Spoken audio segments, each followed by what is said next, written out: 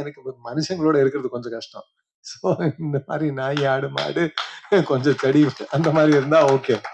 பம்பாய் படம் பார்த்த மாதிரி ஒரு லாஸ்ட் சீன்ல ஃபீல். ஏன்னா அது அதே மாதிரி 2 குழந்தைங்களும் அந்த இடத்துல அழுதுன்னு இருக்கும் கதையோட. இந்த குழந்தைங்களும் அது. ஸோ அந்த படம் பார்த்த இம்ப்ரெஷனாக எடுத்தீங்களா இல்ல வந்து டோட்டலாவே வேற ஜெனரா? இல்ல, ரைட்டிங்கா ஸ்ரீதர் எழுதும் போது அதோட எண்ட் அங்கதான் போய் முடியும் கதையா.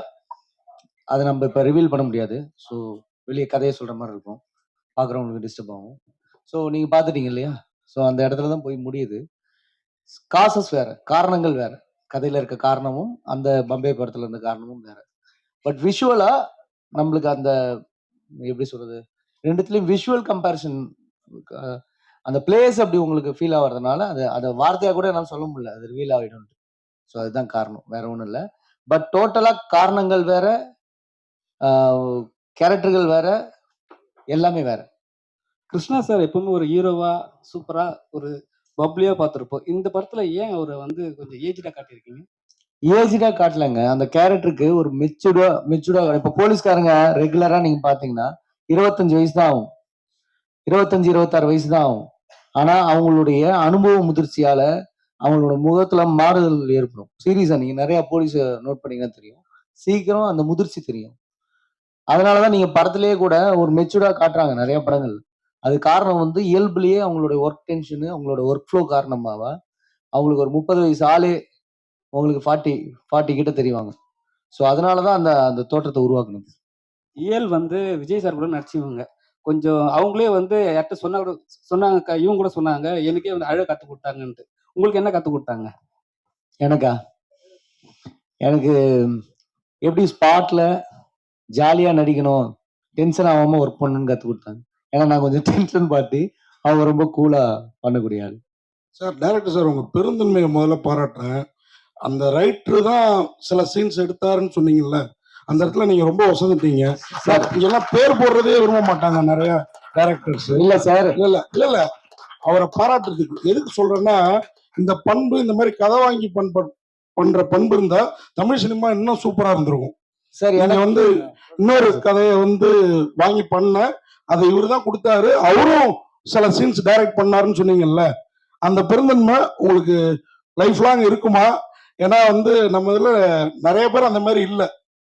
அதே மாதிரி இந்த மேல ஐஸ்டன்ஸ் எல்லாம் கூப்பிட்டு பண்ணீங்கல்ல, அதுக்கும் பாராட்டுகள். நன்றி. சொல்லுங்க உங்க கருத்து. ஒரு விஷயத்த நான் பிலீவ் பண்றேன் சார், எப்பவுமே நான் தப்பு பண்ணிட்டா கூட தப்பு பண்ணிட்டேன்னு சொல்றேன்.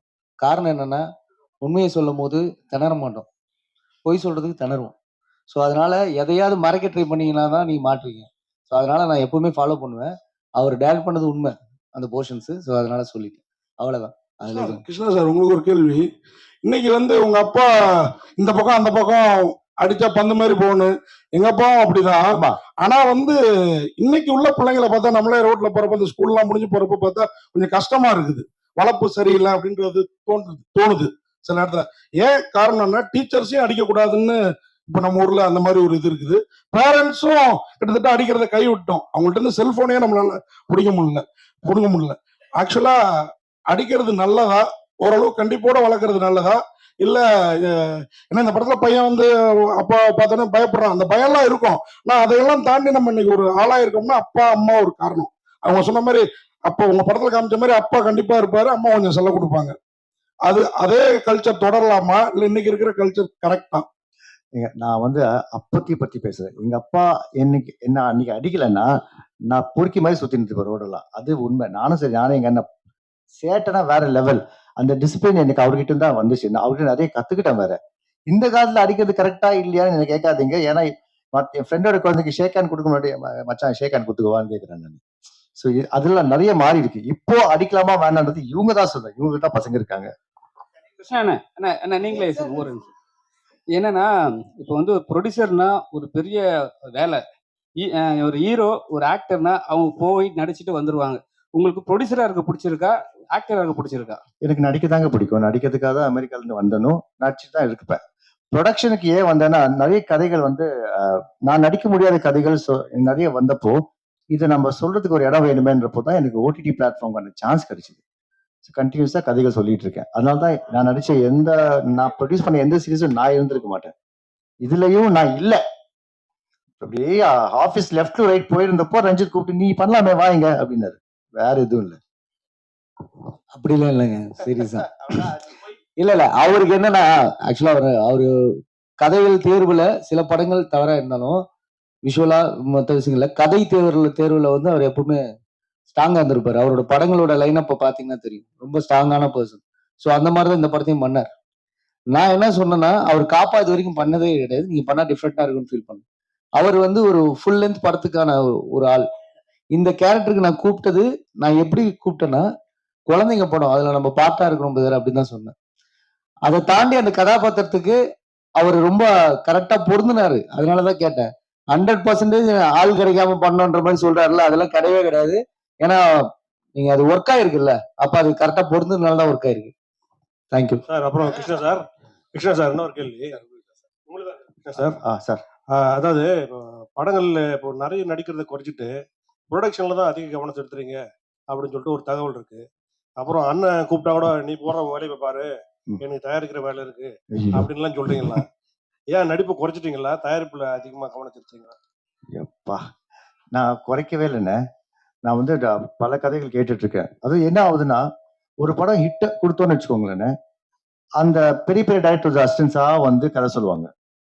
இல்ல ஒரு ராம் சார் மாதிரியோ வெற்றிமாறன் சார் மாதிரியோ அசிஸ்டண்டா இருந்தவங்க போய் கதை சொல்லுவாங்க.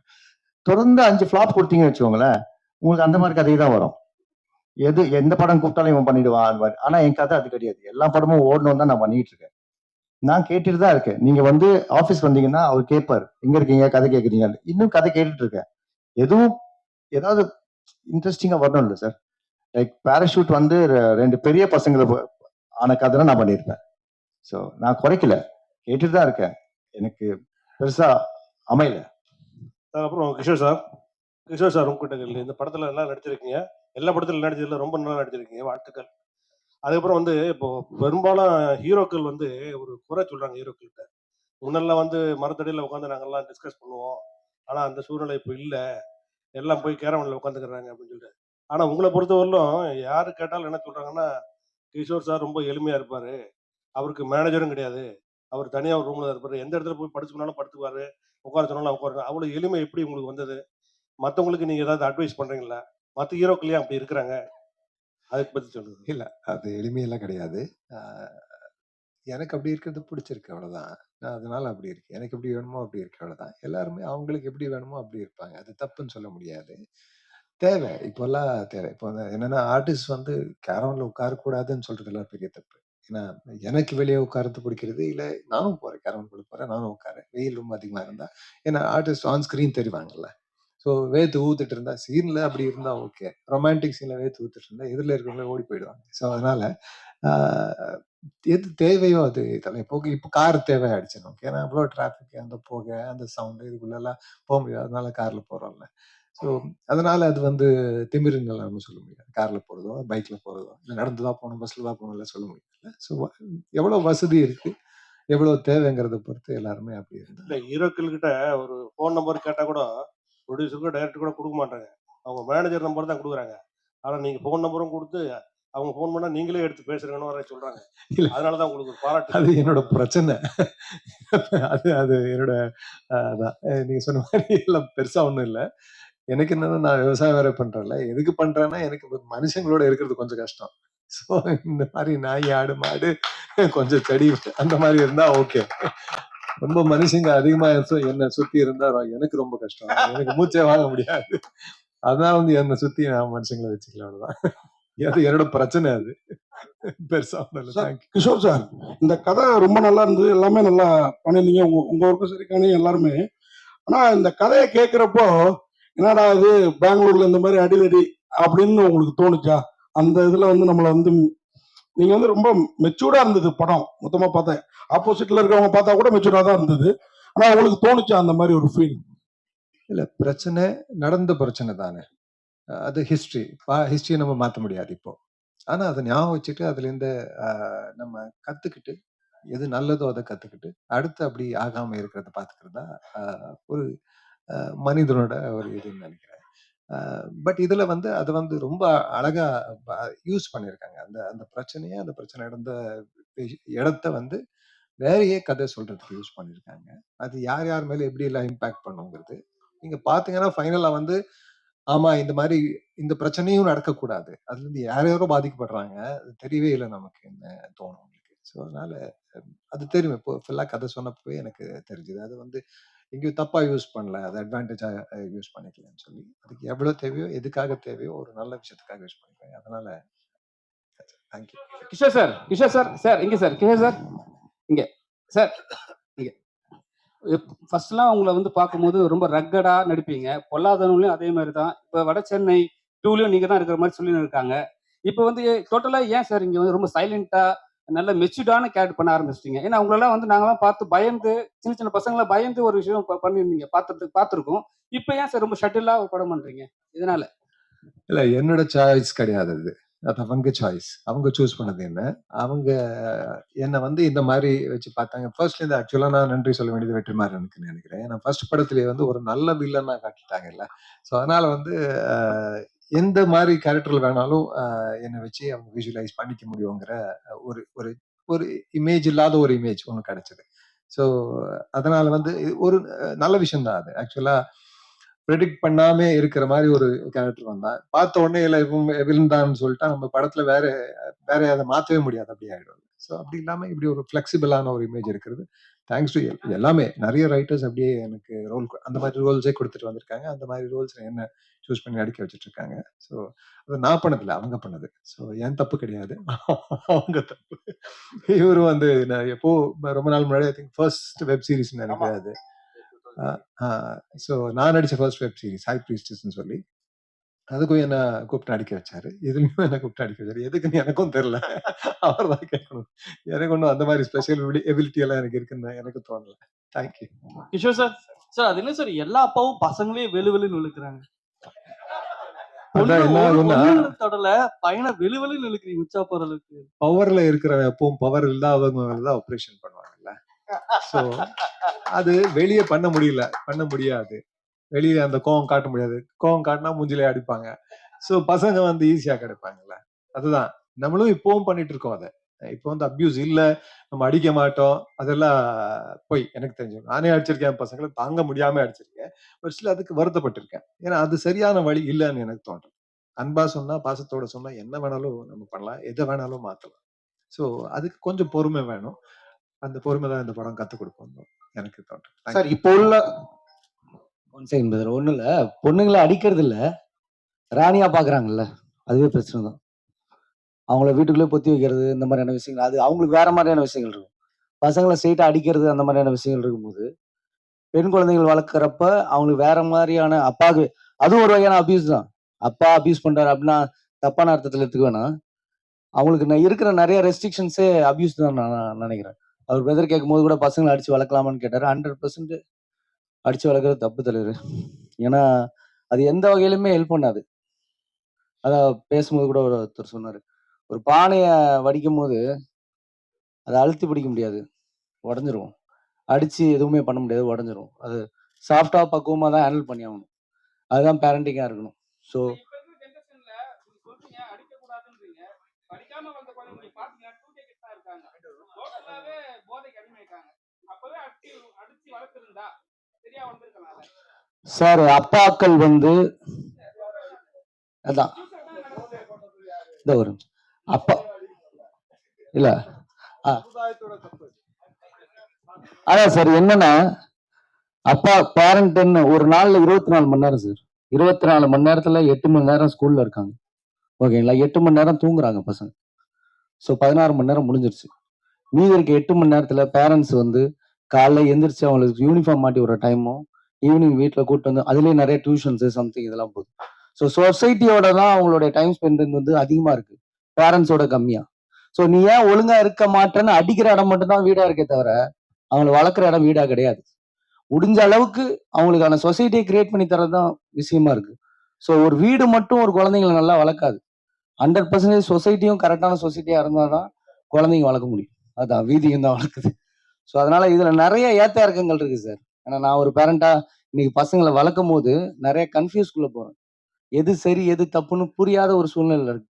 அப்ப பார்க்கும்போது தான் தெரியுது எல்லாரும் சேர்ந்துதான் ஒரு பையன் நாளைக்கு ரோட்ல போறான்னா அதை தான் பையனா நினைக்கணும். அவனுக்கான சொசைட்டி நம்ம தான் கிரியேட் பண்ணி தரணும். ஸோ ஜென்ரலா 2K கிட்ஸ்ன்னு நம்ம கார்னர் பண்ணவே முடியாது. ஸோ பண்ணவும் கூடாது. தேங்க்ஸ். இப்ப வந்து சார் கிஷோர் சார்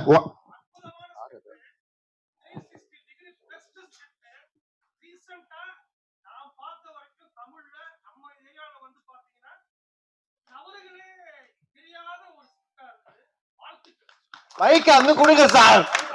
பைக் அவர்கிட்ட கொடுக்க வேண்டிய. தேங்க்யூடா தேங்க்யூடா தேங்க்யூடா. Kishore sir last one question sir. இப்போ உள்ள ஸ்டார்ஸ் எல்லாருமே வந்து பாத்தீங்கன்னா நெகட்டிவ் ரோல் வந்து ரொம்ப விருப்பப்பட்டு பண்றாங்க. பட் நீங்க இப்ப அந்த சாய்ஸையே சூஸ் பண்ண மாட்டேங்கிறீங்களா, என்ன காரணம்? இல்ல அது வரல அவ்வளவுதான், அதனால பண்ணல அவ்வளவுதான். பட் எல்லா ஆர்டிஸ்டுக்கும் வந்து வெரைட்டி தான் தேடுறோம். நம்ம ஆர்டிஸ்டா ஒரு வெரைட்டி தேடுறோம். ஏன்னா ஒரே மாதிரி படங்கள் பண்றது நமக்கும் ரொம்ப போரிங்கா இருக்கும். ஆடியன்ஸ் வந்து எதுக்கு பார்க்கணும், வெரைட்டி கொடுக்கலன்னு. ஸோ வெரைட்டி தான் தேடிட்டு போறோம்.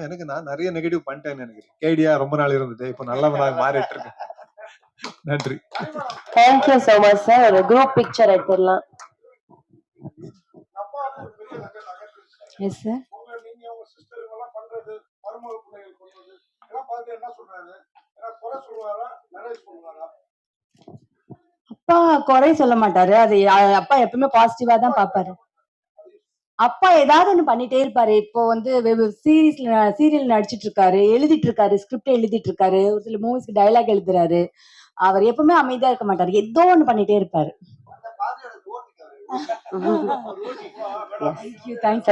தேங்க்யூ. ஐயோ என்னங்க, நான் தான் சொன்னேன். அவர் தான் வந்து